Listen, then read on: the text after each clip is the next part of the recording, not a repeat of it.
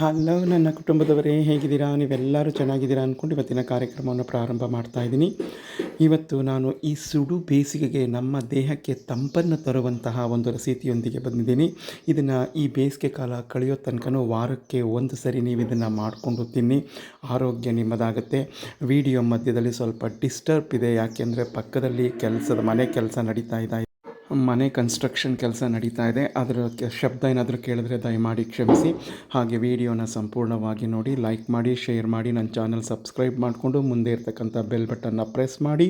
ನಾನು ಹಾಕೋ video notification ನಿಮಗೆ ತಲುಪುತ್ತೆ. ನಿಮ್ಮ ಸಪೋರ್ಟ್ ಕೂಡ ನನಗೆ ಸಿಗುತ್ತೆ ಅಂತ ಹೇಳ್ತಾ ಕಾರ್ಯಕ್ರಮಕ್ಕೆ ನಿಮಗೆಲ್ಲರಿಗೂ ಸ್ವಾಗತ ಮಾಡ್ತಾ ಇದ್ದೀನಿ. ಬನ್ನಿ, ಈಗ ವಿಡಿಯೋ ಕಂಟಿನ್ಯೂ ಆಗುತ್ತೆ. ಸ್ನೇಹಿತರೆ ನೋಡಿ, ಇಲ್ಲಿ 3 ಸ್ಪೂನು ಮೆಂತ್ಯ, 3.5 ಸ್ಪೂನು ಜೀರಿಗೆಯನ್ನು ತೊಗೊಂಡಿದ್ದೀನಿ. ಹಾಗೆ ಒಂದು 3 ಎಸಳು ಏಲಕ್ಕಿಯನ್ನು ತೊಗೊಂಡಿದ್ದೀನಿ. ಮೊದಲಿಗೆ ಮೆಂತ್ಯವನ್ನು ಡ್ರೈ ರೋಸ್ಟ್ ಮಾಡ್ಕೊಳ್ಳೋಣ ಏಲಕ್ಕಿ ಜೊತೆಗೆ. ನಂತರ ಈ ಜೀರಿಗೆಯನ್ನು ಡ್ರೈ ರೋಸ್ಟ್ ಮಾಡ್ಕೊಳ್ಳೋಣ. ಎಲ್ಲಿ ಎಣ್ಣೆಯನ್ನು ಬಳಸೋಂಗಿಲ್ಲ ಎಲ್ಲಿಯೂ, ಹಾಗೆ ಡ್ರೈ ರೋಸ್ಟ್ ಮಾಡ್ಕೋಬೇಕು. ನೋಡಿ ಸ್ನೇಹಿತರೆ, ಡ್ರೈ ರೋಸ್ಟ್ ಮಾಡಿಕೊಂಡು ತಟ್ಟೆಗೆ ಹಾರ ಹಾಕ್ಕೊಂಡು ಇಟ್ಕೊಂಡಿದ್ದೆ. ಹೀಗೆ ಸ್ವಲ್ಪ ಕೆಂಪು ಗುರ್ಕೊಂಡ್ರೆ ಮೆಂತ್ಯನ ನಿಮಗೆ ಕಹಿ ಬರೋಲ್ಲ. ಈಗ ತಣ್ಣಗಾಗಿದೆ, ಜಾರಿಗೆ ಹಾಕಿ ಪುಡಿ ಮಾಡ್ಕೊತೀನಿ. ನೋಡಿ, ಈ ರೀತಿ ನುಣ್ಣಗೆ ಪುಡಿ ಮಾಡ್ಕೋಬೇಕು. ಇದನ್ನು ನಾವು ಜೀರಿಗೆ ಮೆಂತ್ಯದ ಹಿಟ್ಟು ಅಂತ ಹೇಳ್ತೀವಿ.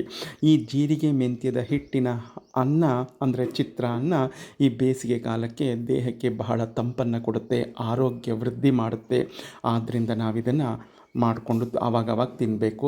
ಹಾಗೆ ಡಯಾಬಿಟಿಕ್ ಇರೋರಿಗಂತೂ ಬಹಳ ಒಳ್ಳೆಯದಿದು.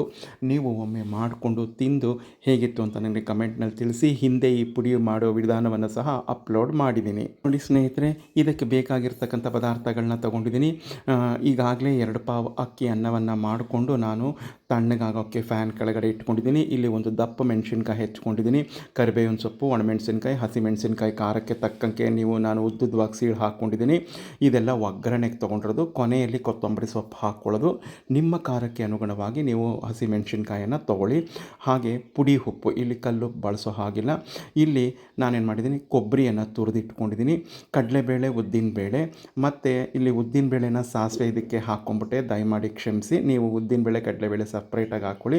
ಇಲ್ಲಿ ಸಾಸಿವೆ ಕಪ್ಪಿಗೆ ಉದ್ದಿನಬೇಳೆನೂ ಹಾಕ್ಕೊಂಬಿಟ್ಟು ಜೀರಿಗೆನೂ ಹಾಕ್ಕೊಂಡಿದ್ದೀನಿ. ಸೊ ಆದರೆ ಅದು ಇದಾಗೋಯಿತು. ನೀವು ಉದ್ದಿನಬೇಳೆ ಕಡಲೆಬೇಳೆ ಸಪ್ರೇಟಾಗಿ ಹಾಕ್ಕೊಳ್ಳಿ. ಆಮೇಲೆ ಎಳ್ಳು 2 ಸ್ಪೂನ್ ತೊಗೊಂಡಿದ್ದೀನಿ. ಈ ಎಳ್ಳು ಎಲ್ಲ ಪದಾರ್ಥಕ್ಕೂ ಉಪಯೋಗಿಸಿ. ಕಡಲೆಕಾಯಿ ಬೀಜ ಸ್ವಲ್ಪ, ಪುಡಿ ಇಂಗು, ಅಡಿಗೆ ಅರಿಶಿನ ಮಾಡೋದಕ್ಕೆ ಕ್ರಿಯಾ ಫುಡ್ಸ್ ಅವರ ಕಡಲೆಕಾಯಿ ಎಣ್ಣೆ ಉಪಯೋಗಿಸಿ, ತುಂಬ ಚೆನ್ನಾಗಿರುತ್ತೆ. ಇದನ್ನೆಲ್ಲವನ್ನು ಹಾಕಿ ಸುಲಭವಾಗಿ ನಾವು ಮಾಡಿಕೊಳ್ಳಬಹುದು ಈ ಜೀರಿಗೆ ಮೆಂತ್ಯದ ಹಿಟ್ಟಿನ ಅನ್ನ. ಇದಕ್ಕೆ ಬೇಕಾಗಿರೋದು ಈ ಮೆಂತ್ಯ ಜೀರಿಗೆ ಹಿಟ್ಟು. ಮತ್ತು ಇಲ್ಲಿ ನಿಂಬೆಹಣ್ಣನ್ನು ಸಹ ನೀವು ಹಿಂಡ್ಕೋಬೋದು ಕೊನೆಯಲ್ಲಿ. ನಾನು ನಿಂಬೆಹಣ್ಣು ಬಳಸಿಲ್ಲ, ನೀವು ಬೇಕಾದ್ರೆ ಹಿಂಡ್ಕೊಳ್ಳಿ, ಏನು ತೊಂದರೆ ಇಲ್ಲ. ಒಂದು ದಪ್ಪ ತಳದ ಪಾತ್ರೆಯನ್ನು ಇಟ್ಕೊಂಡಿದ್ದೀನಿ. ಒಂದು 4 ಸ್ಪೂನಷ್ಟು ಕಡಲೆಕಾಯಿ ಎಣ್ಣೆಯನ್ನು ಹಾಕ್ಕೊಂಡಿದ್ದೀನಿ. ಅದು ಬಿಸಿ ಆಗಲಿ. ನೋಡಿ ಸ್ನೇಹಿತರೆ, ಎಣ್ಣೆ ಕಾದು ಬಂದಿದೆ. ನಾನು ಸಾಸಿವೆ ಜೀರಿಗೆ ಜೊತೆಗೆ ಅಲ್ಲಿಗೆ ಉದ್ದಿನಬೇಳೆ ಹಾಕ್ಕೊಂಬಿಟ್ಟಿದ್ದೆ, ಕ್ಷಮಿಸಿ, ನೀವು ಸಪ್ರೇಟಾಗಿ ಹಾಕ್ಕೊಳ್ಳಿ. ಇದು 3 ಹಾಕ್ಕೊಂಡು ಎಣ್ಣೆಯಲ್ಲಿ ಬಾಡಿಸ್ಕೊಳ್ಳೋಣ. ಇದೆಲ್ಲ ಬಂತು. ಈಗ ಕಡಲೆಕಾಯಿ ಬೀಜ ಹಾಕ್ಕೊಂಡು ಬಾಡಿಸ್ಕೊಳ್ಳೋಣ. ಕಡಲೆಕಾಯಿ ಬೀಜ ಸಹ ಅರ್ಧದಷ್ಟು ಬಂದಿದೆ. ಈಗ ಕಡಲೆಬೇಳೆ ಹಾಕ್ಕೊತೀನಿ, ಇದರೊಟ್ಟಿಗೆ ಅದು ಸಹ ಬಾಡ್ಕೊಳ್ಳುತ್ತೆ. ಮತ್ತು ಎಳ್ಳು ನೋಡಿ, ಎಣ್ಣೆಗೆ ಹಾಕಿದ ಎಲ್ಲ ಪದಾರ್ಥಗಳು ಬಂದಿದೆ. ಈಗ ದಪ್ಪ ಮೆಣಸಿನ್ಕಾಯಿ, ಕರಿಬೇವು, ಒಣಮೆಣಸಿನ್ಕಾಯಿ, ಹಸಿಮೆಣಸಿನ್ಕಾಯಿ ಇದಿಷ್ಟನ್ನು ಹಾಕ್ಕೊತೀನಿ. ನೋಡಿ ಸ್ನೇಹಿತರೆ, ಹಾಕ್ಕೊಂಡು ಎಲ್ಲವನ್ನು ಬಾಡಿಸ್ಕೊತಾ ಇದ್ದೀನಿ.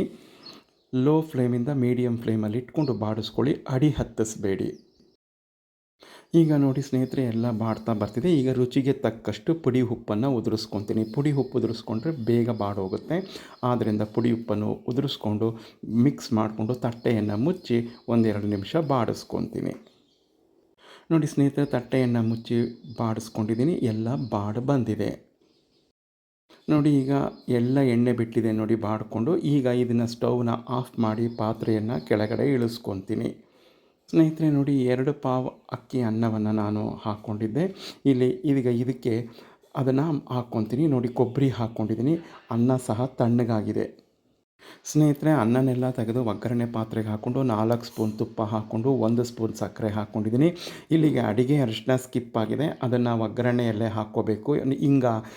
ಪುಡಿ ಹಾಕಿದ ತಕ್ಷಣ ಅದೆರಡು ಸ್ಕಿಪ್ ಆಗಿದೆ, ದಯಮಾಡಿ ಕ್ಷಮಿಸಿ. ಈಗ ಒಂದು 2-3 ಸ್ಪೂನು ಜೀರಿಗೆ ಮೆಂತ್ಯದ ಹಿಟ್ಟನ್ನು ಹಾಕ್ಕೊಳ್ಳಿ. ಇದನ್ನೇನು ಎಣ್ಣೆಯಲ್ಲಿ ಬಾಡಿಸ್ಕೊಳ್ಳೋ ಹಾಗಿಲ್ಲ, ಯಾಕೆಂದರೆ ಅದನ್ನು ಹುರ್ಕೊಂಡಿರ್ತೀವಿ. ಆದ್ದರಿಂದ ಇಲ್ಲಿ ನೀವು ಎಷ್ಟು ಕ್ವಾಂಟಿಟಿ ಅನ್ನ ಮಾಡ್ಕೊಂಡಿರ್ತೀರ ಅಷ್ಟಕ್ಕೆ ನೀವು ಈ ಜೀರಿಗೆ ಮೆಂತ್ಯದ ಹಿಟ್ಟನ್ನು ಉದುರಿಸ್ಕೊಂಡು ಬೇಕಾದ್ರೆ ಈ ಸಮಯದಲ್ಲಿ ನೀವು ನಿಂಬೆಹಣ್ಣನ್ನು ಹಿಂಡ್ಕೋಬೋದು ಇಷ್ಟ ಇರೋರು. ನಾನು ನಿಂಬೆಹಣ್ಣನ್ನು ಬಳಸ್ತಿಲ್ಲ. ನೀವು ಇಷ್ಟ ಇರೋರು ಹಿಂಡ್ಕೊಂಡು ಮಿಕ್ಸ್ ಮಾಡಿಕೊಂಡ್ರೆ ರುಚಿಕರವಾದಂತಹ ಸುಡು ಬೇಸಿಗೆಗೆ ದೇಹಕ್ಕೆ ತಂಪನ್ನು ತರುವಂತಹ ಆರೋಗ್ಯಕರವಾದಂತಹ ಜೀರಿಗೆ ಮೆಂತ್ಯದ ಹಿಟ್ಟಿನ ಅನ್ನ ರೆಡಿಯಾಗುತ್ತೆ. ಮೇಲೆ ಕೊತ್ತಂಬರಿ ಸೊಪ್ಪು ಹಾಕ್ಕೊಂಡಿದ್ದೀನಿ ಅಲಂಕಾರಕ್ಕೆ. ನೋಡಿ, ರೆಡಿ ಆಯಿತು ಆರೋಗ್ಯಕರವಾದ ಜೀರಿಗೆ ಮೆಂತ್ಯದ ಹಿಟ್ಟಿನ ಚಿತ್ರಾನ್ನ. ನಾನು ಹೇಳೋ ವಿಧಾನದಲ್ಲಿ ನೀವು ಮಾಡ್ಕೊಳ್ಳಿ. ಕೊನೆಯಲ್ಲಿ ಬೇಕಾದ್ರೆ ನಿಂಬೆಹಣ್ಣನ್ನು ಸಹ ಹಿಂಡ್ಕೊಳ್ಳಿ. ಹುಣಸೆ ಹುಳಿ ಬಳಸೋ ಹಾಗಿಲ್ಲ. ತುಂಬ ರುಚಿಕರವಾಗಿರುತ್ತೆ.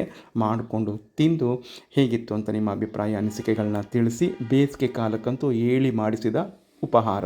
ಜೀರಿಗೆ ಮೆಂತ್ಯದ ಹಿಟ್ಟೊಂದನ್ನು ರೆಡಿ ಮಾಡಿ ಇಟ್ಕೊಂಬಿಟ್ರೆ ಹಿಂದಿನ ದಿನ ಬೆಳಗ್ಗೆಗಂತೂ ಬೇಗನೆ ನಾವು ಸುಲಭವಾಗಿ ಮಾಡ್ಕೊಂಬಿಡ್ಬೋದು.